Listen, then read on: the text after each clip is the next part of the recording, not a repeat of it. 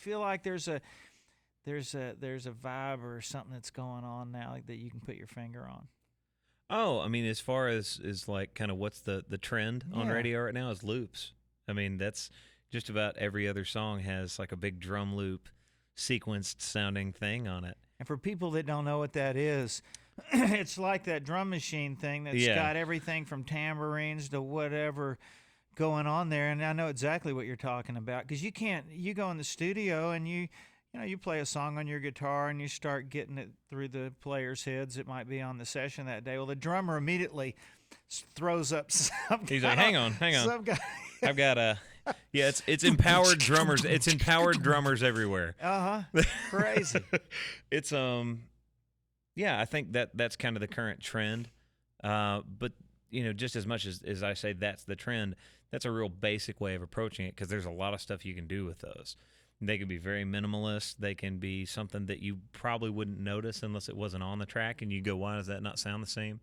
Or it can be really out in the forefront. Like, speaking of Thomas Rhett, his current single is really, really loop heavy, and great song, just a great song. Do you write with loops?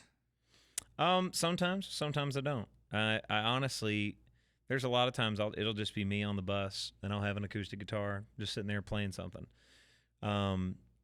That's about the only time I write on my own. So usually if I'm writing with somebody else, if they like to run loops, I'll end up jumping on one with them. Drives me freaking crazy. I can't. I mean, somebody's like, "Hey, let's do this beat right." Well, it's just I can't if I don't want to think that fast, and it's going. It's like, turn that off for a second, would you? I think I might have what rhymes with cat anyway? Yeah. Oh, hat. That's right. Yeah. I was almost there. Yeah. It's different. I mean, I've been writing with a lot of different, especially for this record, different groups of people that maybe I haven't written with in the past, and then some people that I write with on a really regular basis. So I felt like I got a lot of new kind of blood infused with what I do creatively on the record.